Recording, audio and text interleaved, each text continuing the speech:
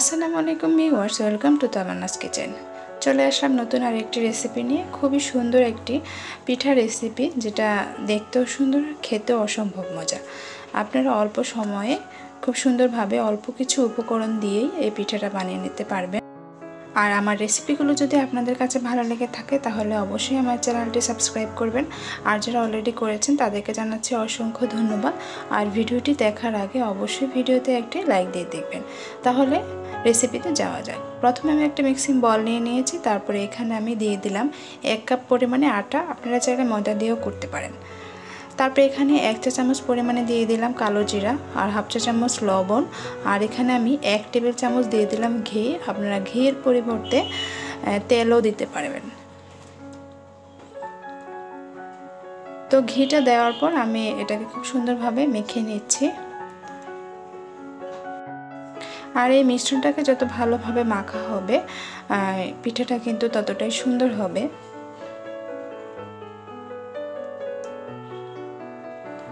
তো আমি প্রথমে এটার মধ্যে চিনি দিতে ভুলে গিয়েছি। পরে আমি চিনিটা অ্যাড করে দিয়েছি। আমি চিনি এখানে 1 টেবিল চামচ দিয়েছি।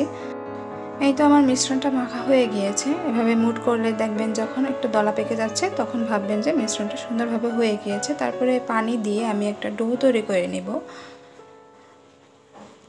আমার ডোটা তৈরি করা হয়ে গিয়েছে। এখন আমি এটাকে ঢাকনা দিয়ে ঢেকে আধা ঘন্টার জন্য রেস্টে রেখে দেব।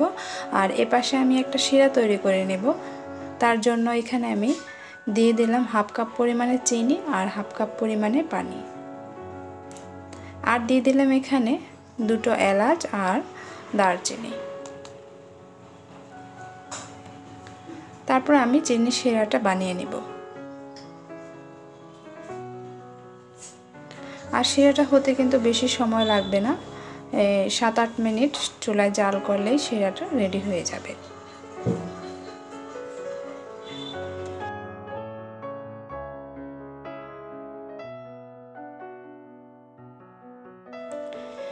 শিরাটা আমার হয়ে গিয়েছে। যখন একটু হাতে নিলে দেখবেন একটু আঠালো ভাব আসে, তখনই বুঝে যাবেন যে শিরাটা হয়ে গিয়েছে।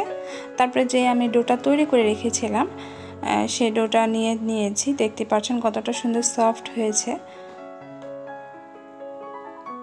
তো আমি হাতের সাহায্যে এটাকে একটু ময়ান দিয়ে নিচ্ছি।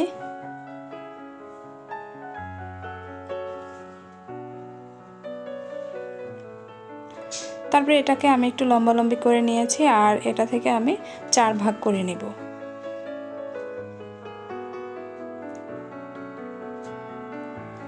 চার ভাগ করার পরে আমি ওখান থেকে একটা ভাগ নিয়ে এখন আমি রুটির মতো করে এটাকে বেলে নিব।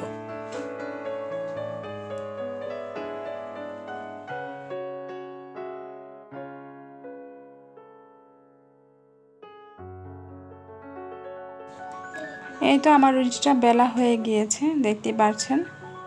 আমি ঠিক এমনটা করেই বেলে নিয়েছি। সবগুলো রুটি আমি একই রকমভাবে বেলে নিয়েছি। তারপরে একটা রুটি নিয়ে তার উপর থেকে আমি একটু ময়দা ছিটিয়ে নিয়েছি। ময়দা ছিটিয়ে নেওয়ার পরে তারপরে উপর থেকে আমি আবার আরেকটা রুটি নিয়েছি। তারপরে আবার ওইভাবে করে একটু ময়দা ছিটিয়ে নিচ্ছি। এভাবে করে আমি যে 4টা রুটি বানিয়েছিলাম একইভাবে করে আমি দিয়ে দিচ্ছি।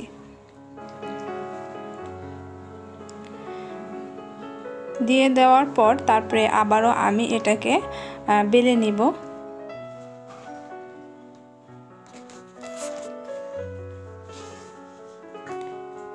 আমি আবারও খুব সুন্দরভাবে এটাকে গোল করে বেলে নিচ্ছি। এই তো আমার বেলা হয়ে গিয়েছে, দেখতেই পাচ্ছেন। এখন আমি একটা ছুরির সাহায্যে প্রথমে এটাকে 4 ভাগ করে নেব। 4 ভাগ করে নেওয়ার পরে তারপরে আমি প্রতিটা ভাগ থেকে আবার আরেকটা করে ভাগ করে নেব।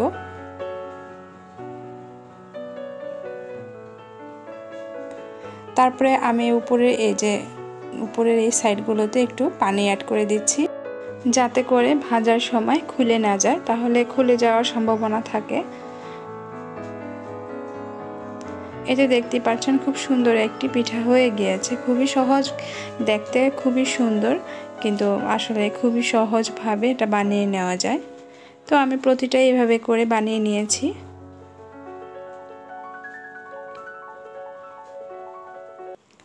তো তো বানিয়ে নেওয়ার পরে এখন আমি এগুলোকে ডুবো তেলে ভেজে নিব। তার জন্য চুলায় হাঁড়ি বসিয়ে পর্যাপ্ত পরিমাণে তেল অ্যাড করে দিয়েছি। তারপরে এক এক করে আমি পিঠাগুলো দিয়ে দিচ্ছি।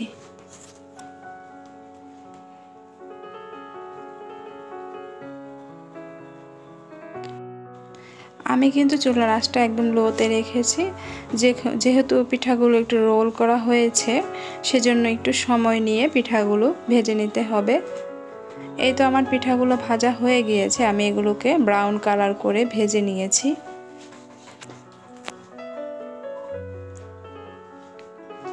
তো এই পিঠাগুলো এখন আমি তুলে নিব, আর এই গরম থাকা অবস্থায় আমি এগুলোকে শিরায় দিয়ে দিব, মানে তেল থেকে একদম উঠিয়ে ডাইরেক্ট আমি শিরার মধ্যে পিঠাগুলো ছেড়ে দিব।